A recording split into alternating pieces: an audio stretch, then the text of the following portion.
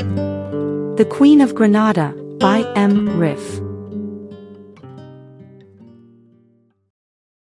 Chapter 165, The Lifeline.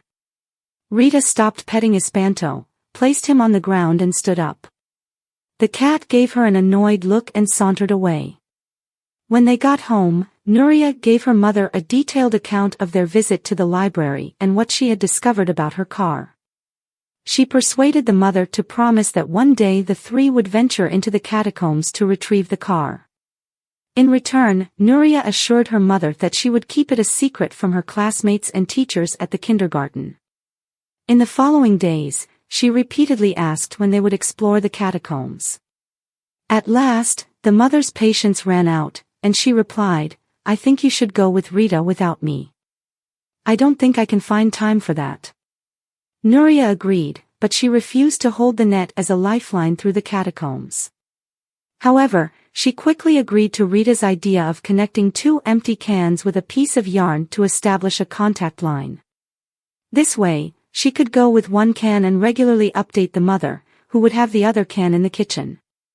With the flashlight in hand, Rita led the way and Nuria followed close behind, holding the can. In her small rucksack she had hidden a ball of yarn, which came loose as they moved forward. To spare Nuria from disturbing sight, Rita deliberately kept the light away from the bones and skeletons. For Rita, this journey was completely new. Not having to rush away from the minions of antique dealers, like a few days before, she gave herself plenty of time to observe the soil layers and note geological details she had read about in the books from the library. Soon they reached Nuria's electric car, or what was left of it. They collected everything, including the batteries and the broken flashlight, and put them in a plastic bag. Nuria put it all in her backpack to deliver them to her father for repair. When they returned to the kitchen, Nuria told her mother, "I wasn't scared at all. It felt like following the flashlight in a movie theater." Later that evening, Rita sat in the VW bus and once again stumbled over the book, The Road to the Secret Rose Garden, which she had borrowed from the blind bookseller. She also flipped through the books from the library. Exploring the catacombs had given her a new perspective. She searched for the city's historic buildings and marketplaces in modern books and tried to locate them in the old book. She managed it regarding a few well-known buildings in the city, but it was far from enough to be able to decipher the contents of the book. She was convinced that the map at the end of the book held the key to it all. She once again carefully studied the intricate details of the map, but she was unable to locate the landscape of modern Granada on it. Rita could imagine that the people who had edited the enigmatic book might have been master builders who thought in three-dimensional structures. If she was right, Rosen's three-dimensional dream interpretation model would be a suitable tool to crack the code behind the book. Rosen had explained to Rita that the thoughts in the brain can be compared to icebergs in the sea.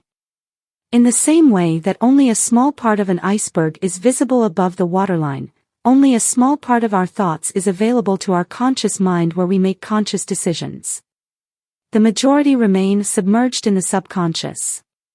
For example, when choosing ice cream cones, we may find ourselves drawn to certain flavors without fully understanding the reasoning behind our choice, influenced by the desires of both our subconscious and conscious minds.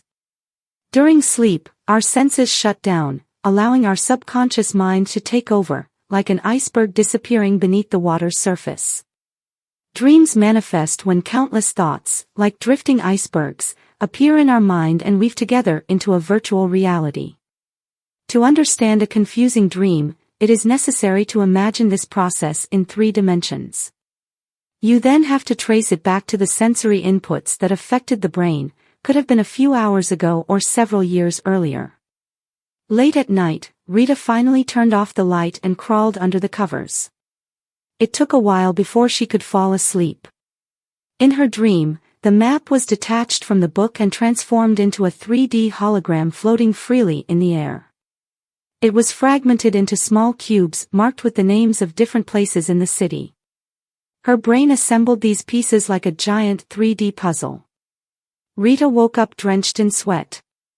Finally, it all made sense.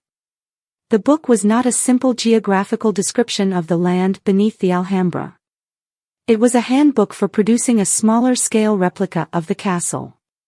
She got to her feet, grabbed a pencil, a city map and the old book and went into the kitchen.